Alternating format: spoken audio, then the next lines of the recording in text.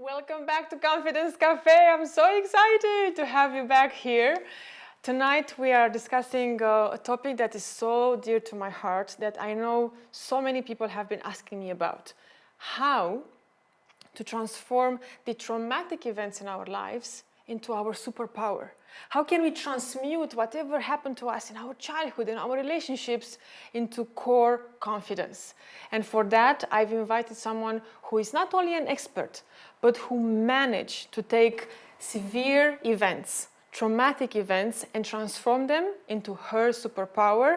And that's why today, she is the owner of a yoga school, one of the best schools in yoga that was nominated by several institutions and organizations here in the UAE. She's the owner of her own clothing line. She writes a blog on wellness. She certifies hundreds of people. She's the owner of a six-figure business.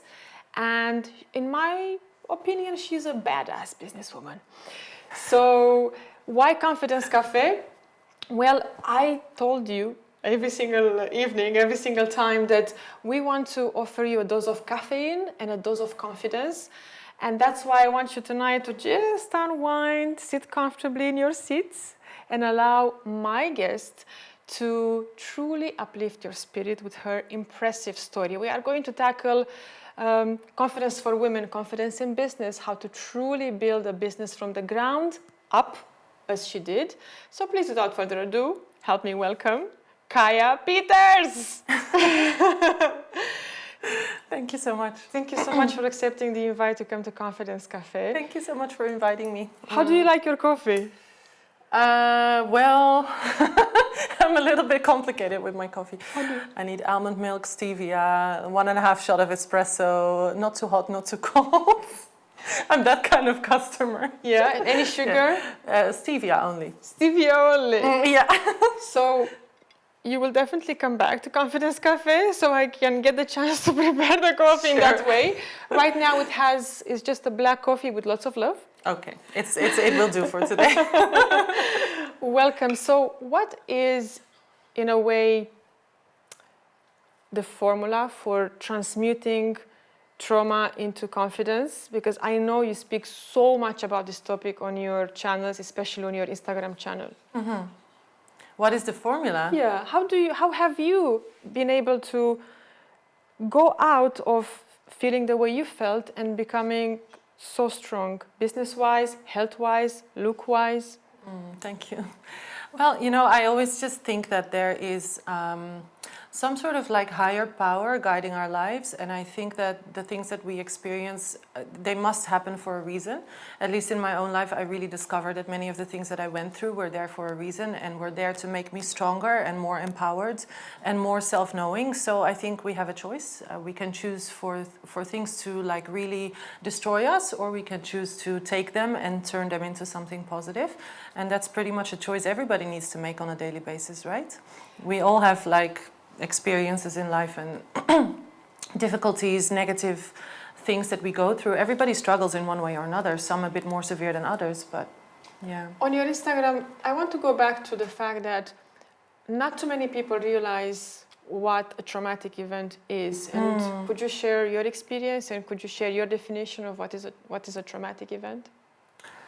Well, I also think that when it comes to mental health and severe psychological trauma, I think we are in a time where it's like starting to open up. People are starting to be willing to speak about these things, but in a way it's still a bit of a taboo, especially in this part of the world. It's like everything kind of has to be perfect the whole time. So what is a traumatic event? I mean, there's many traumas that we can encounter as human beings.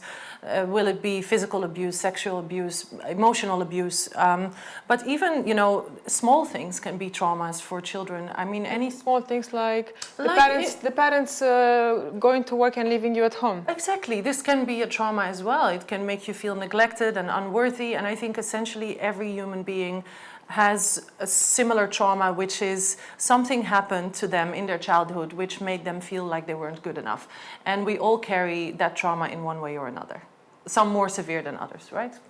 There's very few people who really felt from the day that they were born that they were actually, that they were good enough. Ready to conquer the world. Exactly. And Most people don't feel like that at all, no. Do you have any idea why as humans we also come with this type of events? Like, I don't know anyone.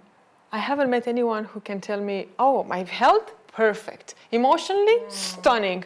Physically, look at how lean I am. Love, amazing.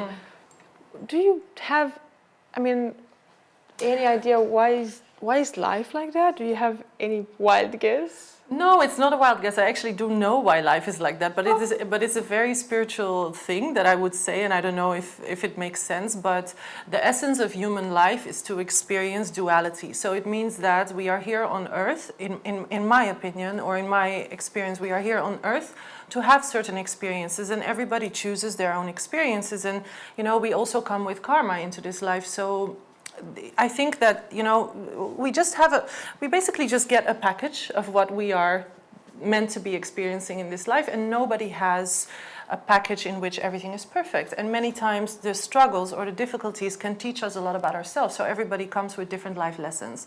And that's why, that is just the essence of life on earth. It's not always pleasant. In Buddhism, they say the essence of life is suffering. I think that's a little bit too depressive, to be honest, like a bit too low, like too depressing to think like that. But essentially, there is a truth in that, right? The essence of human life is suffering if we don't know how to manage our minds and how to deal with these difficulties the right way. Let's go a little bit deeper. Yeah. Miss Awarded Businesswoman of the Year 2019 and 2020. Tell us, how did you wake up from the eating disorder?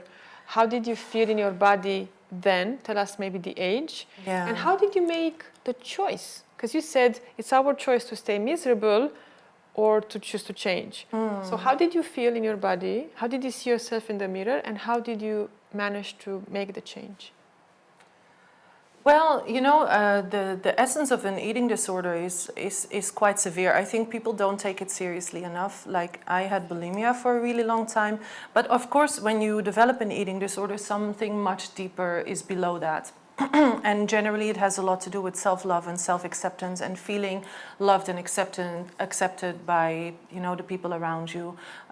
So, for me, what happened is that at some point in my life, I realized that I was abusive towards myself, not only through food, but through many other things. I was at that time about 19 or 20 years old, I think. And I just remembered that I used to work in a bar in Amsterdam, and at that age, and I was so miserable because I was abusive and I was indulging in so many destructive habits and destructive things. I won't go into the depth of it, but you can imagine working as a bartender in Amsterdam, what that must have looked like. And I just remember one day, I remember it so vividly, these moments when you just know your life is going to change. I was standing in that bar and I just looked up at the sky and I said, God, this just can't be my reality. This can't be my life. And that's when I met someone who started to teach me about meditation. And very shortly after, I went to Thailand and I got introduced to the teachings of yoga. And that's when my life basically changed. So from the bar in Amsterdam, straight on the meditation map? It was a crazy transition. Yeah, it was a bit intense. For how long you meditated, and how did you feel after that? First, I went to a Buddhist monastery the first time, and it was a 10-day silent Vipassana retreat. Yeah, the famous Vipassana. Yeah, well, famous Vipassana, but I had no clue, and I was a 20-year-old bartender who was doing drugs every weekend. So I ended up in this meditation retreat with these monks, and we had to sleep on concrete, and there was no talking for 10 days, and men and women were separated, and it was just meditating for hours and hours a day. I remember that I just cried for 10 days straight, because when I became silent, all the pain, I had so much pain in my body and in my heart, it just came out, and I was crying and crying and crying that I had to go to one of the nuns and say, I don't know what's happening to me. Why am I crying like this? Nobody else was crying like that. Well, and she just said, well, this is just, this is your healing journey, which is beginning. Purging. Yeah, it's just all the negativity is coming out of you. But obviously it was only the beginning, it was only the start. So I am stunned and amazed at your success story. We've known each other already since 3-4 months. I want to thank our common friend Nino, who is also my trainer and my good friend, for putting us in touch. Yeah. And in these few months, I've noticed that you are such a hard worker and you're selling online courses and you're teaching around the world and you want to move to Turkey, but again, the situation in the world is not allowing you to travel just yet. So before we tell more of your success in your business, I really want to tell the audience, so before you became a bartender and before you made the first big change to purge whatever you had to purge for 10 days in Thailand, what happened from age 0 to 19 that you think has caused you to bully yourself or to be aggressive towards yourself, to really have that pain? How much can you share with us? Yeah, it's interesting because recently I've come to realize that I always assume that people know about me, that you meet new people, you become a new person, but then you think, oh, people probably know my background, but they don't, right? They see a whole different image. And it's quite like hard for me to speak a lot about my past because it also makes me very vulnerable, right? So it's a bit scary. But in short, I grew up in a very abusive environment. My dad was really mentally ill and very emotionally and physically abusive. And when I was 17, my parents separated, and then I was given the choice by one of my parents to choose between them. Which I didn't want to do as a 17-year-old girl. I mean, I won't go into the whole history of living in that abusive household, but when I decided that I didn't want to choose between my parents, that resulted in me being disowned and kicked out of my family. So from the age of 17, I was basically alone. My mom pretty much, my mom is not a bad person, don't get me wrong, but she left with her new husband, and my dad decided that I wasn't his child anymore, and my brothers ended up stopping, like they didn't want to speak to me anymore, and I was on my own from the age of 17. So I had to manage everything on my own, and I actually came from a quite, how can I say, like privileged family. Growing up in the Netherlands, we had money. I went to good schools and everything, but at 17, it all just like kind of exploded. And from that age, I had to manage it myself. And it's very hard when the people that you love, even if the people you love are abusive, it's very hard when you are abandoned by the people that you care about, and they just don't want anything to do with you anymore for something that is not your fault.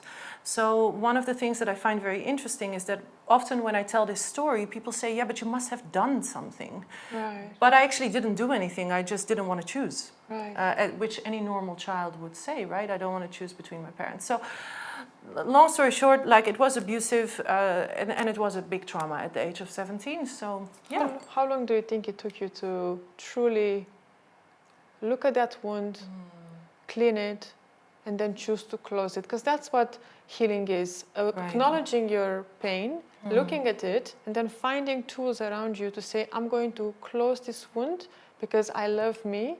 It's here, the scar is here, is mine, but I will go through life with a healed wound.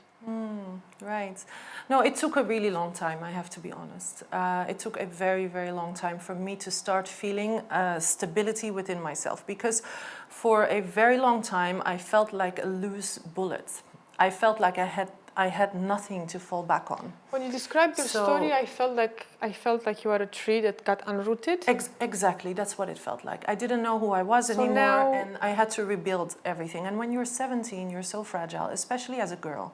You can imagine, you can imagine in what ways I looked, or in what ways I tried to get the love that I really needed to get at that time. So like I said, it was alcohol, cigarettes, men, drugs, just a crazy life for many years. And it's only like in my 20s when I was introduced to yoga that I started realizing that I really had a healing journey ahead of me. But I think it took me at least 10 to 15 years to really start feeling grounded within myself. And I think a trauma like this, like now I'm okay. I'm really okay. But I don't think it ever leaves you. Like it's not something that ever goes away. Like it's still hard. You know what I mean? So there could be days when events happen, a certain environment is there, a person comes in your life, and you will feel still a bit of a trigger of abandonment.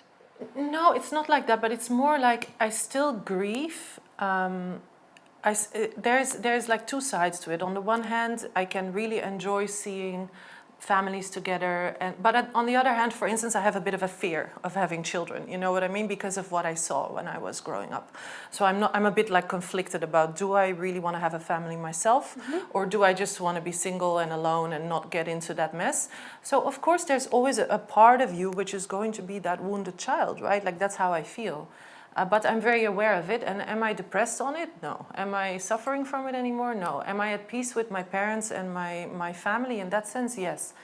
You get my point? Yes. For how many years you've been a yoga teacher and you've had the business? Yeah, how many years? Like more than 10 years, surely, yeah. Okay. Yeah. And how do you feel today about this journey? Do you feel extreme pride? Do you feel it was a natural course?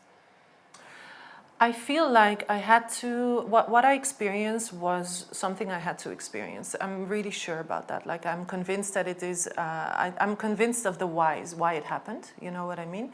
Because I dug very deep into that.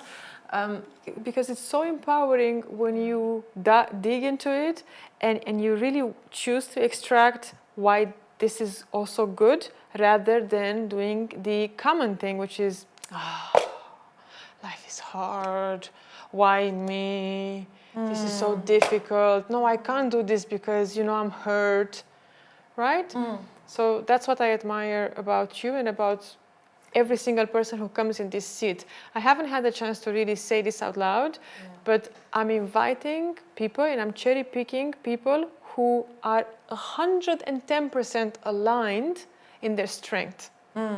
Because you are here as a testimony for many people at home that even though they are not getting along with their parents or their sisters, they can still choose to do something about it and rise above that so that they can have a successful business like yours, like you, to become an awarded businesswoman, to become recognized, despite what you have seen in the movie of your life when you were younger.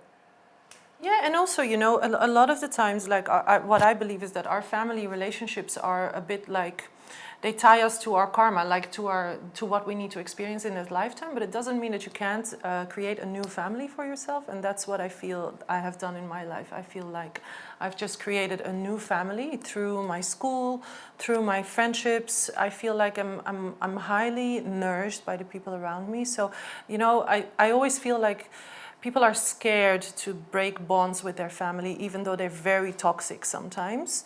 But what I've learned as well is that it doesn't have to be a bad thing. Sometimes I wonder who I would have become if I would have been stuck with those toxic people. No offense, but it's the truth. You know what I mean? It gave me a chance to become. Yeah. I think truly that the bigger the struggle, the bigger the hero. I truly believe in that. And I don't know how I would have felt if I would have woken up in a family that would have had that mom and dad. I don't know how I would have reacted. And people at home don't know, only you know. And I think you're worthy of all the accolades and the stars on your shoulders. And also they say that friends become the family that we choose. Yeah, exactly.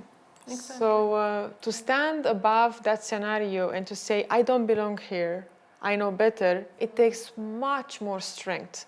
And in choosing to do so, it builds your confidence. So speaking of confidence, I have so much more questions for you. I want to ask you all to please subscribe and like our channel, because of course you will help us.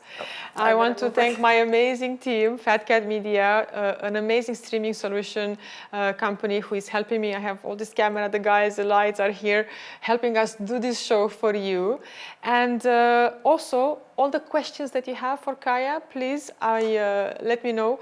Let them here, put them here in the chat. I will be able to read them. So I'm going to check already. So I'm waiting for your questions. I see, like my students are on there. That's so good. Hello, Avia. Hello, Noura. I can never get bored from listening. Oh, to you. She's so cute. Of course. I love her. and Avia is already sipping from her coffee. Thank you. What is confidence to you, Miss Kaya Peters? Well, you know, I think confidence is just really knowing who you are on a deep level. I thought about this question because I knew that you were going to ask it. And I think oftentimes nowadays people think that confidence is being like amazing on Instagram or, you know, being loud about your accomplishments. I personally don't feel that that's confidence at all. I don't feel we have to be loud. I think confidence is really a deep inner knowing who you are, what you can overcome. What you are able to do in your life. Like I feel like that's where my confidence comes from, but it doesn't come from, you know, bragging. I think confidence is silent. Yeah, that's what I think. Earlier, I heard you saying that confidence is a feeling, and that's what I always say a lot. That is a feeling that you own. Is with you. It's yours. You own it. I believe, yeah.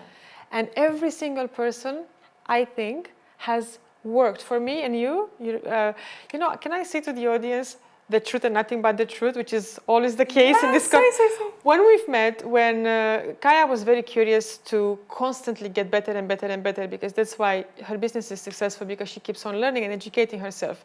So you came to my masterclass, and 10 minutes, 15 minutes before we started, she comes to me, she's like, I heard your story about your father, how you lost your father and how you made yourself, and now I know why I didn't like you for a second. I was kind of triggered, but now that I know your story, I get it. And that's why I invited you, because you are so in your face, you're so real. I love that. In your face? Is that a good thing? Yes, it's a good thing, because today, people are so afraid to maybe lose relationships, and they are trying to be so pretentious and so kind and so, girl, I love your extensions, girl, I love your clothes. And then they go and they speak behind your back and they're like, why is she wearing that color? Right. So I have the deepest respect. And when we hang out, you're like, I don't understand, why is this like this? You are this rebel. You are this bold woman who always speaks her mind. I am a bit of a rebel, yes, absolutely. You are. And I sometimes wonder why, because it's just like I cannot comply with certain things. It's just a part of me. My dad was very much like that as well, actually. But even though we had this complicated relationship, I think in many ways I'm very much like him.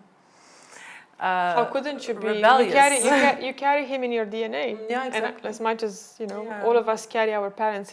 We are our parents, but then we choose to attune. Exactly. Make something higher, positive lower. Things, Can you name 3 confident people, like, quickly?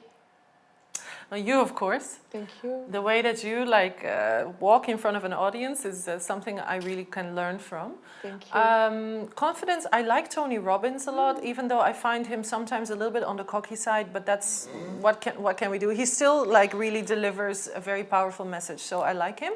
And recently I went to Joe Dispenza, to his retreat, and I found that he has a level of confidence in his delivery, which is not coming from a place of ego. It's coming from a place of pure love and wanting to help people. And I was highly impressed and touched by his work. It really changed my life. It was amazing. 2 of my other friends, including yourself as well, in the same day, you said to me, so my friends and you told me in the same day, please study one of his books. Incredible. Breaking the Habit of Being Yourself. Good. Could you share with us just in a few minutes why that book is very good? Breaking the Habit of Being Yourself. Well, because, you know, we just develop a certain persona based on our experiences, and then your brain at some point just makes all these connections and starts behaving a certain way. But actually, if you were brought up in a different environment or with different morals or different values or different ways of thinking, you wouldn't be thinking this way. So actually we create this whole reality around us based on our thinking and our vibration. And that book just breaks down how when you change the way that you think, you have the power to change your world in your life. And I think that's just super powerful stuff. It's just wow. It's amazing. You wrote on your Instagram, cheers to having the freedom to create any future I want. Exactly. So it's the same thing. It's on the same line. Yeah, pretty much. Because most of the time it's like we are our own worst enemy, right? Like I'm my own worst enemy too. It's like, who am I to do this or to do that or to make this much money or to do this or, you know, to sit here and talk. Like everybody does that to themselves. There's only very few people who overcome their their mind fuck, so to say, right? What is how did you manage to have a six-figure business, given the fact that you started in a bar, being a bartender for some time, and were your parents successful entrepreneurs? Or? My dad was actually a successful entrepreneur, but because of his depression and mental illness, he wasn't able to maintain that long term, and I also think he wasn't happy doing it. Okay. But I think in a way it was in my blood. Like I worked in so many jobs. I started working when I was 14, okay? 14 I had my first job. Yeah, exactly. I always wanted to like take care of myself. And I think it's one thing. I remember that my mom used to say to me, because she was stuck in an abusive marriage, right? And one day she sat next to me at the table and she said, just make sure you will never depend on a man financially. And I think that really stuck with me. Now, you know, I don't know if that's really true or not. Like that's what made me really wanna like, just, you know, be a badass businesswoman. And when I started, I didn't have this idea in my mind, but then I got a little bit of the taste of it, and then I was like, wow, I really love this. Like this gives my life a lot of purpose. What was the first big lump of money that you made? Was it like 60,000, 100? Oh no, let's not go into that. We don't go into that. Okay. No, like I don't want to talk about how much money we made. No, of course not. No, I'm not interested. But I'm curious mentally. How did you went from like was it natural and easy for you to make more money? Because I remember when I had my first training and I charged 5 times more than I would charge. I was like, that day I was like nervous. And I know what you mean. And at the end of the training, I said, it was easy. And so every other event, every other project, I said to myself, my mind is tricking me, is holding me in a certain space, in a certain place. And if I challenge myself and if I prove to myself that I can do it once, second, third time is a walk in the park. Exactly. That's what I mean to us. Oh, I get your point. Okay. Yeah, no, I just was also fed up because I used to work as a private yoga instructor. I was running around Dubai and Abu Dhabi for that matter. I was burning out all the time because it's exhausting. You have to like drive everywhere, teach people. And I also am highly empathic. So everyone's emotions become part of me when I do work with them. You know how that feels, right? So at some point I was like, no, this is not a sustainable future. And aside from me being a passionate yoga teacher, I'm also a businesswoman. Like I want to be smart about my future. I want to pause you right there. Yeah. Such a powerful statement. I am a businesswoman. I am, yeah. No, when did you feel that you are a businesswoman? Was it in the time when you were doing yoga, or when you got fed up and you said, I'm actually going to upgrade my identity, and from a practitioner I'm going to take the wheels of my business and of my life and start a business? No, I realized I was a businesswoman when I lived in Portugal. Before I moved to Dubai 8 years ago, I lived in Portugal and I was living in a van. I was living like a very different life in the middle of nature in my own Volkswagen LT28. So yeah, it was so crazy. So for how many years you did that? For 2 years. I just one day I took off from the Netherlands. I just drove it there and I parked it on a piece of land and I just started to live like a nomad. Pretty much, yeah. Like a cool nomad. And after 2 years, I was so fed up. Like I had to bargain everybody to pay me like 25 euros for my classes. Portugal is an amazing country. My brother-in-law is from Portugal. I've been there. I love it. It's amazing, but there's absolutely zero money in Portugal. And after 2 years, I was just like, what am I doing? Like I'm having the time of my life going to the beach every day, but this is not a future. And I don't want to be 40 or 50 and still have to bargain people for 25 euros. And that's when I realized like, no, I need to move. And that's when, honestly, like fate, I really think destiny like brought me to Dubai. I didn't plan it. There was no plan. Oh, tell us about that. It just that. happened. It just happened? I was just sitting in my little house in Portugal making my vision board. Wow. And I was like I put like a couple of camels because I always had something with the Arab world. Like I always had a big affinity with the Arab world. Yeah. We are so much alike. I know. I was drawn to Dubai because of the culture. I was like, I don't know what it was, but something drew me here. And I was like, okay, Hong Kong, Singapore, I don't want to go somewhere where I have to pay taxes. This is what I thought. So let me go to like a good place for business. Hong Kong, Singapore, and then Dubai. And Dubai, I had been on the airport many times, and I was always so fascinated. And in a way, I always felt like one day I'm going to move to this place. But I had never even visited, only the airport, you know? It was so weird. It just happened. I met someone who was living in Abu Dhabi. I was teaching her yoga on the beach in Portugal. She had a holiday home, and then she said, come, and I came. And that was it. Destiny. Yeah, it really was destiny, I think so. So yeah. in the UAE, you were a yoga practitioner, and then you said, I'm going to open my school. Yeah, I was a yoga teacher, a private yoga therapy teacher. And then after 3 years of doing that here, then I opened my school, yeah. I thought to myself, I have so much information that I can share with people. Rather than me teaching one person and one person and one person, why don't I teach people to do what I do right now? So that more people can be helped and I can work less, because honestly, I work my ass off. As a yoga teacher, you work and work and work and work. And you give of yourself and you give of yourself. I mean, you work and work in any profession, I guess, but... And then how the idea of Rain, the label, came to you? Well, I guess I always wanted to go to design school when I was younger, and life took me in a different direction because yoga was a big part of my own healing journey. And when I had my school stable, then I was like, okay, now it's time for my next adventure, which was my clothing brand. Yeah. What did you buy? You did everything here in the UAE? No, in Istanbul. Why in Istanbul? Why not in Dubai? Because I love it. I always have this thing like I want to live in different places at the same time, right? So the first thing I did when I made enough money with my school is I bought myself a place in Thailand, so I can go to Thailand anytime and just live there whenever I want. Then the second thing I did, I set up a training in Bali so that I can go to Bali 2-3 times a year and work there and be there at the same time. And all this without any mentorship, this on your own? On my own, yeah. And then I said Istanbul is one of my favorite places in the world. So if I'm going to do a clothing brand, I want to have a reason to be in Istanbul, so I started producing there. On top of that, the fabrics are just amazing, and it's just a great place to make clothes. Like, it's amazing. There's no, like, in my factories, I have control. There's no child labor. The fabrics are natural. Like, it's just You're wearing great. your label now. This is a new design. I didn't actually, like, bring this into the market yet, but I just made it because I like making my own clothes.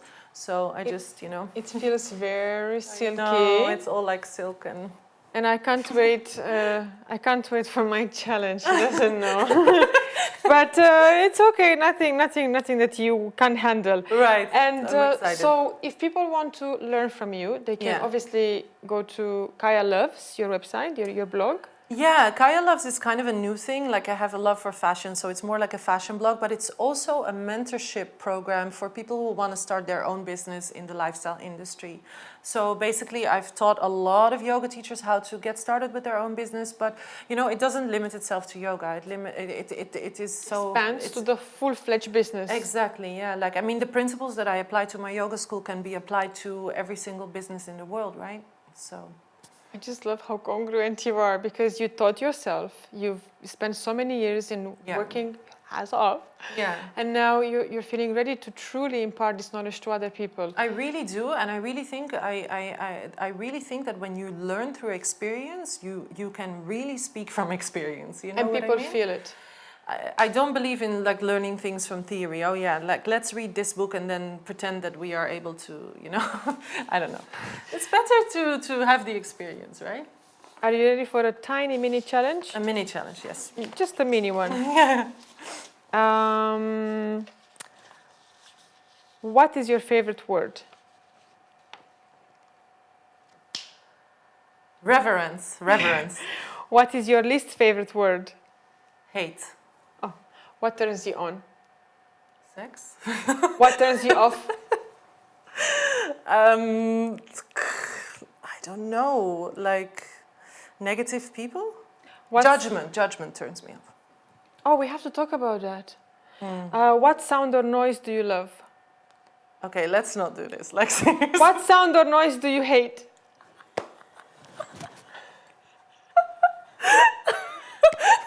Yeah. Thank you for answering. Thank you for you. Still, I got the answer. What sound or noise do you hate? I don't know. So difficult, like sound or noise, I don't know. You don't hate any noise? No, I just really don't like loud sounds. Neither I'm am I. not into loud sounds. Girl, I'm telling you, we're gonna be friends for a very long time because I can't stand loud noises. No, either. exactly. No. I'm gonna stop copying you and you stop copying me. What is your favorite curse word? Fuck. What profession other than your own would you like to attempt? I just like to be Jennifer Lopez. That's if I like could do one thing in the world, I would do everything like she's doing. Well, you are. She's amazing. You are a multi-passionate entrepreneur. I mean, that's you know, like I would act, I would, if I could sing, I would sing, I would dance, I would do movies, like stuff like that. Yeah. What is one profession there is no way in the whole planet you will like to do? Like Butcher. Because I'm vegetarian pretty much, right? So I could never do that. And if heaven exists and when you will reach there, God will open the doors, what would you like him to say to you? Really? Really? Like I don't even. What- If heaven exists, If heaven and I exists. would And when want you- God to say something. Yeah, To me? if God would open the doors, what would you like him to say? I feel like God is opening the doors for me every day, and I feel like He speaks to me every day. So I really don't need heaven for that. If that makes any sense. Makes perfect sense, Yeah. and I thank you for that. Yeah. Are you? I don't believe that there's like an after. I feel like it's all here and now. You know what I mean? Because of the global crisis and because of the illusion that we are, I call it an illusion. Yeah. Big illusion. Absolutely. High five. Ask, danger, be scared, economy is collapsing, exactly. stay at home, fear, more fear. Well, tell us about that. How did you cope through this pandemic? Because I know that you were very vocal on your Instagram. If you don't Wow. follow Kaya on Instagram, you are missing out on a true reality show where she shows you all the rainbow of all the colors of the rainbow. The blue, the pink, the yellow, the brown. There is no brown in the rainbow, but you know what I mean. No, I was pissed off. I was pissed off more than anything. And at some point I realized that this is not helping, you know, like me being pissed off is not helping, but I was pissed off. I was like, how is it possible that we as human beings are so willing to comply with things that we don't truly really understand whether they are right or not? So I felt like we were just, you know, I was a bit disappointed. Conditioned. I was like, no, this is not, we're not going to like buy like gallons of milk and toilet paper, and bless everybody who is scared, you know, compassion to everyone, I do understand. But at the same time, it's just like, come on, people, wake up. Like, you really think that this is real? Like, that this shit is real? I don't believe it. Like, I don't believe it. But people are very sensitive, so you have to be careful sometimes. I mean, I said it. And because you said it, and because I really went deep and I started to think more and more, I also made a choice to say to myself, I am so tiny, like a small tiny grain of sand. I'm so tiny, there is not much I can do about what's happening, which is the pandemic. I'm just gonna mind my own corner of the universe. That's what I said as well. And I said, look, let me just focus on what I can do at the moment. So I was in my house recording every single day. I recorded so much content, and you know, I think like that was a really good thing. But to say like I agree with what happened, no, absolutely not. Girl, we have questions here, and I'm going to interrupt my own. Oh wow! So, I'm excited. Nikki Tanasia from Romania says, Kaya, I so appreciate the sincere honesty and your vulnerable sharing, especially in creating your family of choice. The essence of human life is to experience duality. My sister says, wow, what a powerful and inspiring story. Claire Manuel, amazing lighting and setup. You see, guys, people love our setup. Thank you, Fat Cat Media. And please subscribe and like and subscribe. Thank you. Raymond Rivera says, beautiful topic. Cooper Attitude says, such an incredible experience. I think the part of your journey is becoming the healer for other people. Yeah, absolutely. I do feel that too. And remind me to speak about judgment and about patterns, because you are a master in identifying patterns, and I want to teach our viewers, which are many, how they can also become better and better at identifying their own patterns and other people's patterns. I can imagine from your story that was a hard process for you to accept the pain, to heal, and to be the light for others. You are so inspiring. Aww. Nikita Rudenko says, what is your favorite fabric for dress? Well, for dresses, I would say silk, obviously, because that's just. But I only use natural fabrics for my designs. But for dress, I would say silk. Absolutely. And for those of you watching, just Google "Rain" the label. Or of course, I'm going to put here in the bar. I'm going to put all the details of Kaya. Anita Mirovac, who was on the show, she's a sensual confidence coach, says super inspiring, and she claps. Alexandra says 2 powerful women. Thank you, Alex. Being real is confidence. Excellent discussion. Kaya, what's your daily routine? My daily routine. Oh, like from morning till evening? Maybe morning, because we have many other questions. Yeah, sure. Well, first of all, I don't get up at 6 a.m. No. Come on, Kaya, you're the yoga teacher. No, see, that we really have to like get rid of those kind of stupid assumptions. No, I hate getting up at 6 a.m. It's not my thing. Hate is not a good word, but and I don't hate many things, but getting up early. You don't like it? I don't like it. It doesn't suit my rhythm. So I love staying up until 1 or 2, and I love getting up at 8 or 9. So, but when I do get up, I have a routine. I meditate in the morning, but I don't sit there for hours. No, I have very specific meditations that I do in the morning. She meditates. I know. She does specific meditations also to keep on bettering her relationship with money. Exactly. And she's teaching me about it. Ones. And she's teaching me about it. And if you check her Instagram and if you speak with her, she will teach you so much about healing your relationship with money. Like, that's why she's a successful businesswoman. Sorry, I had to put that in. Yeah. I had to. I obviously have coffee in the morning. I go to the gym every day. I do breathing exercises every day. But I don't really have almost every day, like 5 or 6 times a week. I don't really have a fixed, okay, this hour. I just try to go with what feels right.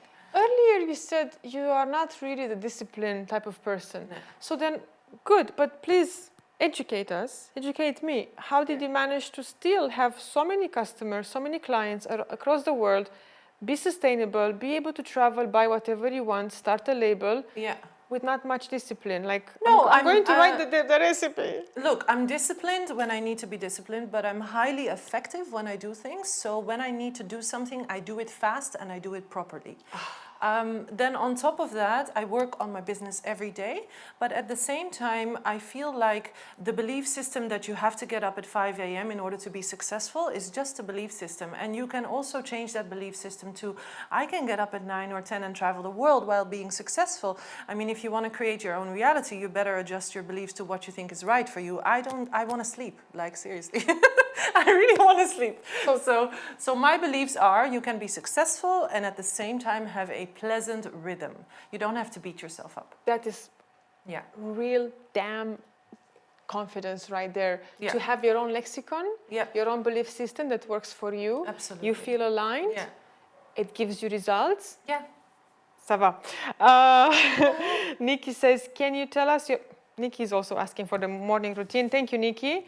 Hello, guys. Raymond Rivera says again, hello, guys. I would like to know, aside from the practices of yoga, such as pranayama, meditation, chanting, and asana practices, what are your personal practices? What are your personal practices you do whenever you are feeling unbalanced? What do you do whenever you feel unbalanced? I go to the beach because I think nature is like the thing that really brings me back to myself. Also, I cannot say that I have, gym, I think exercise is a big one. And just to simply sit down and meditate a little bit, but like I said, with a very focused technique, not just sitting there, tends to really balance me. But I think being balanced is more like a daily job, right? It's not something that you can just fix like that. You need to do certain things on a regular basis in order to stay balanced. And when you stop doing them, you will lose your balance. It's as simple as that. Speaking of balance, I didn't really ask you this question, so I'm going to ask it now. What makes Kaya school different than other yoga schools? What makes my school different? So I think yoga has become a very commercial thing in many parts of the world. It's all about, you know, who's the skinniest, who does the best handstands. Definitely don't look like a normal human being, and that's just absolutely against the teachings of yoga. It's good for them, no judgment there. But I think my school is very authentic. We teach things in an authentic way to everyone who wants to learn. I'm not a typical yogi to begin with. I just find, you know, I just find that whole stigma that is put on yoga teachers so annoying. What is the stigma that is on yoga teachers? Oh God, if you don't drink like green juice the whole day, and if you're not super calm, and if you say fuck, that's definitely not allowed. And it's like, you know what, yoga, or you know, you can't be. I've had so many comments in my life how I don't look like a yoga teacher, how I don't sound like a yoga teacher. And I'm just like, you know what? Nowhere in the ancient scriptures did it say that a yoga teacher has to look like this, or sound like this, or eat like this. Like, get yourself together, people. It's just another way of the humans to judge other humans. So my school is authentic, everyone is welcome, and I have a shitload of knowledge to back up what I'm doing. So, you know, and I don't say that in a cocky way, I say that in a confident way. Yeah. So. And you certify people for 200? I studied 200 and 300, yeah. 200 and 300, okay. Speaking, okay, I wanted to ask you earlier about judgments. Yeah. Which you touched upon a little bit. So, when we meet people, we make judgments, it's a fact. Yeah. No wonder I teach presentation skills, because I want the CEOs, the people I'm working with, the entrepreneurs, to be able to stand on a stage and make that desired impression, which is they are prepared, they are rehearsed, they know their stuff. Because science says that in the first 3 seconds to 4 seconds when we open our mouth, people immediately start saying, the brain calculates, I wonder, is this her real hair? I wonder how old she is. I wonder, is she married? I wonder how much money she has. All these questions go in the back of our minds, and we can't stop judgments. And I love that you have a very strong opinion about people who box people, and you keep on educating people on Instagram and all your videos to stop doing that, right? Yeah, because it's so limiting. Like, how can you just put a person in a box of like they are supposed to be like this? You know, one of the first questions that is always asked to me, like for instance, when I say, oh, I met this new guy, right? Oh, where is he from? Yeah. Okay, so I'm like, no, I'm not going to answer that, because this will just give you an opportunity To make a story in your head. To make a story in your head about what type of person this is. And I'm like so firmly against this. We do it all the time. We do it all the time. And it's always about, you know, whether that person fits our value system. But actually, yoga essentially teaches you to free yourself from judgment. And from conditioning. And often judgments are very much rooted in our own insecurities.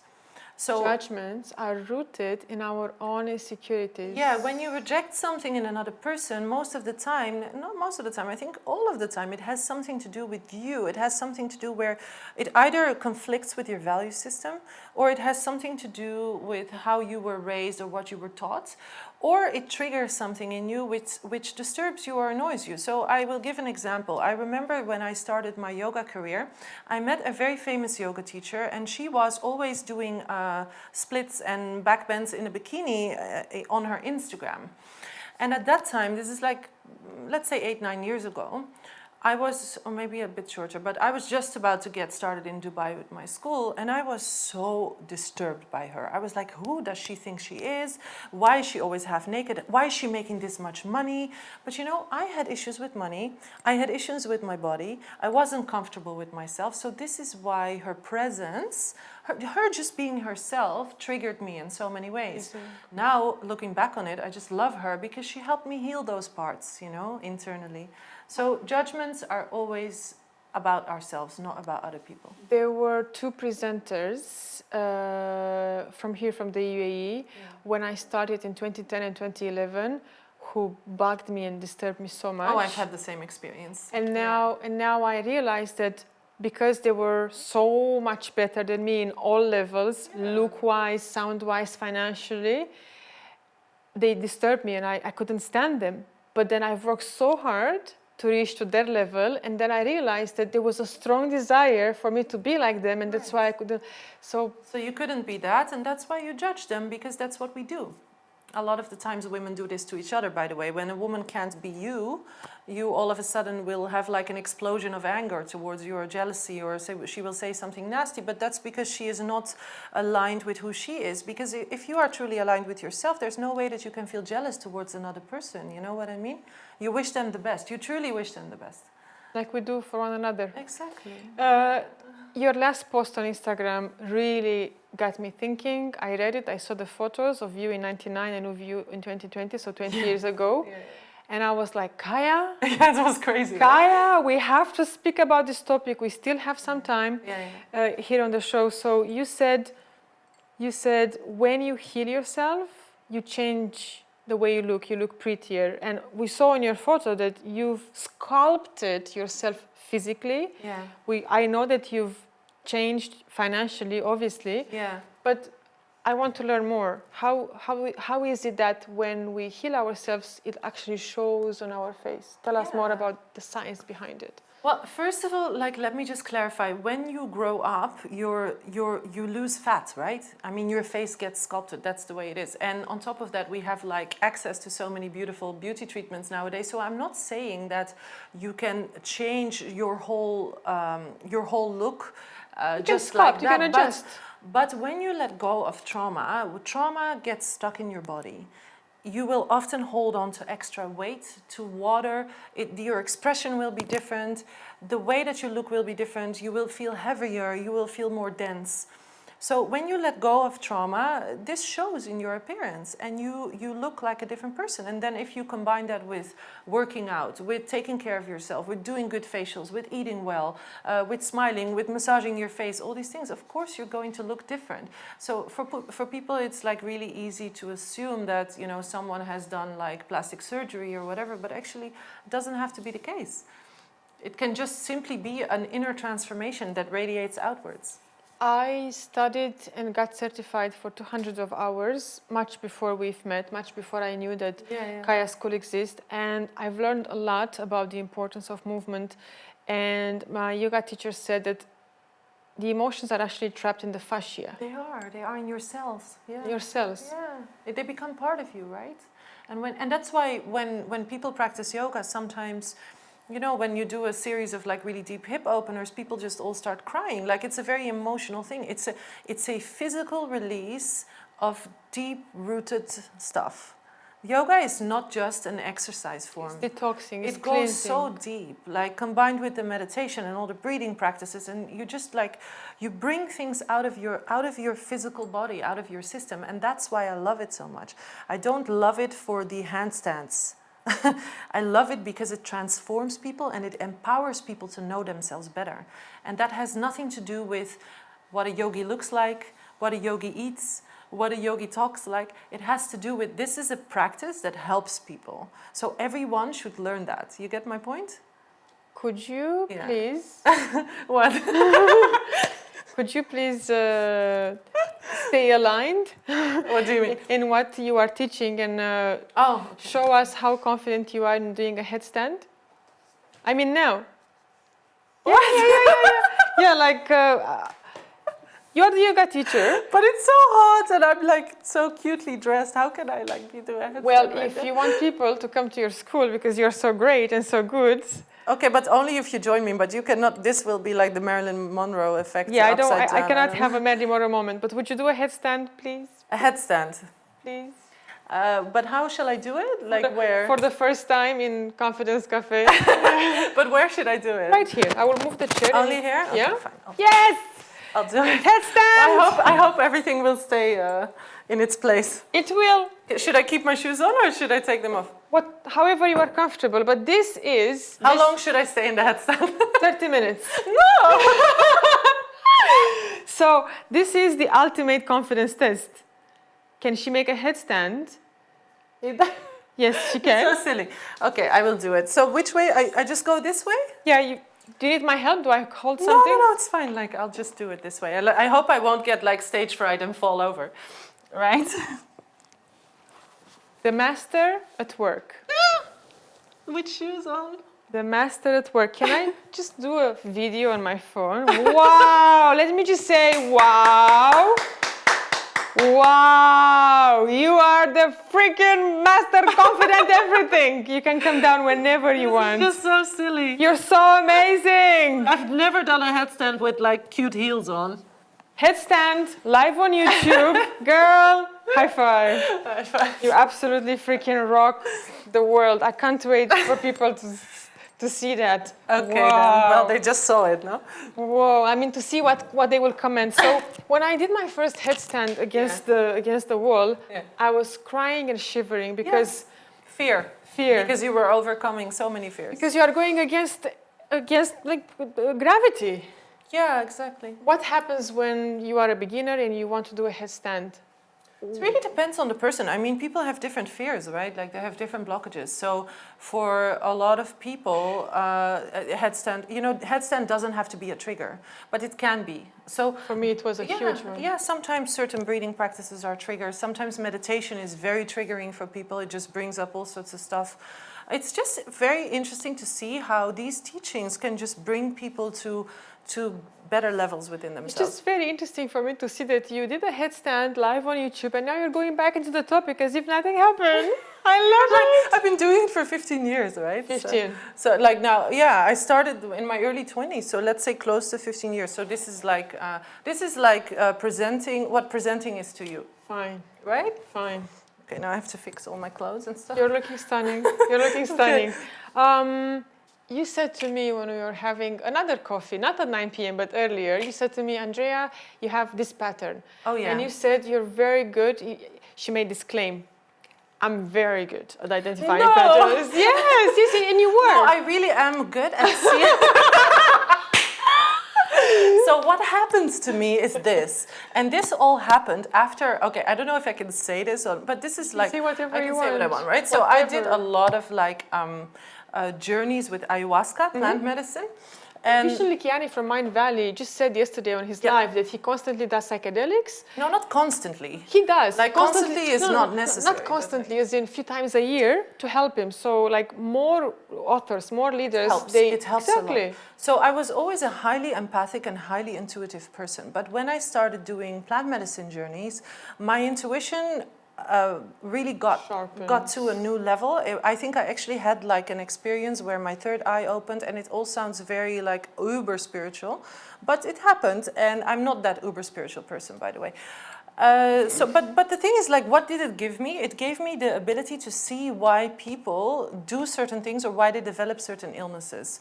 So I guess that's one of the reasons why I've always been... Give me an example, like when you say why, it gave you an ability to really understand why people develop certain illnesses. Could you go into... Yeah, like for instance, well, can I go into details? It just works this way. Someone sits in front of me and they speak about something that bothers them in their life, whether it's physical or emotional, and I just hear things. I'm just like, okay, it's this or that.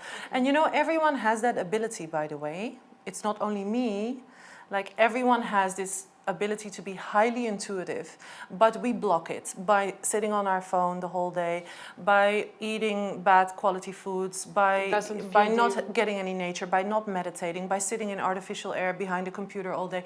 Like people block their own innate intuition, right? But essentially everybody has it. Like it's nothing special. One of my friends told me that being able to hear these inner messages, it's called clairaudient, right? So I have moments where I also hear these things. You're also very intuitive. You have clairaudience, you have people who see things in visions, you have people who really feel the emotions of other people. So that is one thing I also have, like I'm highly, highly empathic. So when someone, you know, speaks about their issues, I generally feel like, okay, it's because of this and this. It's weird. It's a super, okay, so if people want to ignite this power within themselves, you advise them to obviously just to do everything you have just mentioned. Go in nature, listen to yourself, less technology, more nature, yoga, get into your body. Take time to heal, to restore your system, because I do everything that like... How does someone at home watching the show now, how can they find out if they need to restore their system? Everybody needs to. Why? Because society is so toxic.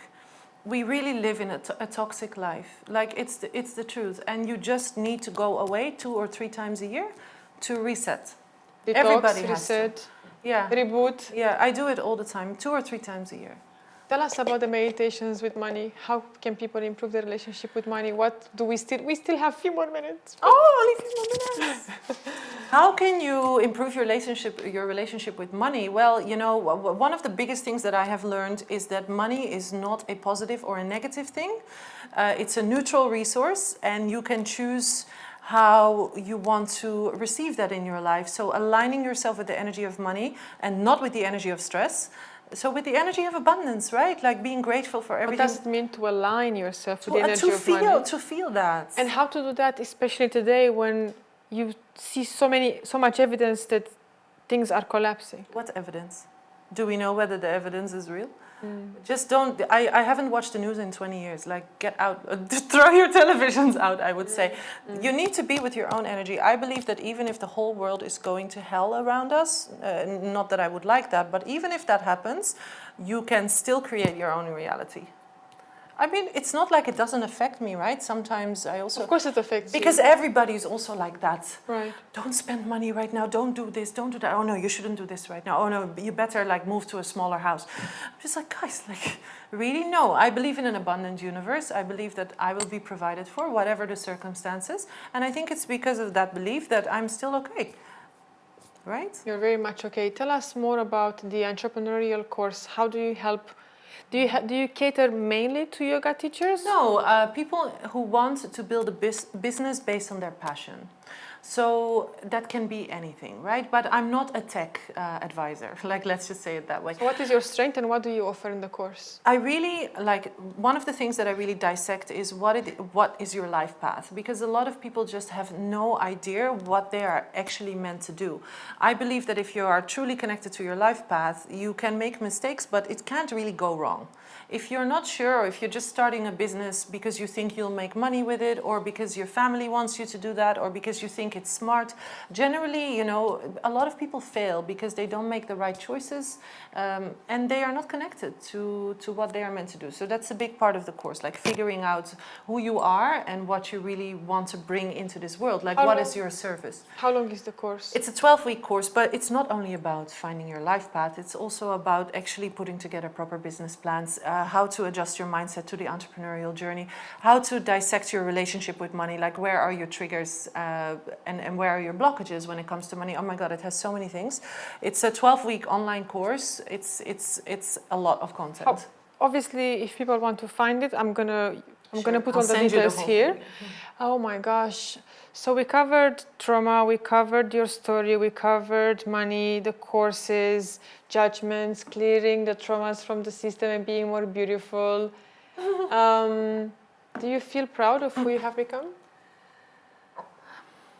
I feel proud, but I tend to forget that, you know, now is a new, I feel proud, of course, from where I came from and where I am now, but now is a new life, so now I want to be even more proud.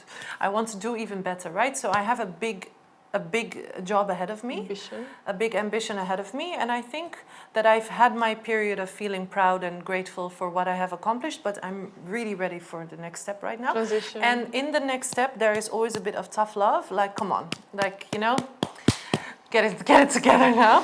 So, because being proud and like all the time like this to yourself will not get the job done. So. Well, that's the Dutch in you. What does it mean to you that energy doesn't lie? What are your comments around energy doesn't lie? Energy really doesn't lie. Trust your gut. Like, when something doesn't feel right, it's not right. And I have many times made the mistake of not listening to my initial,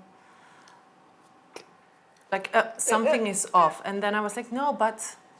The mind gets... Yeah, but no, I want to help this person, or no, I should do this, or no. But then it always ended up backfiring. So energy doesn't lie. It means that you know. You know what I mean? I haven't asked you anything about relationships, so I'm going to very, very, very, very quickly ask you, how do you trust your...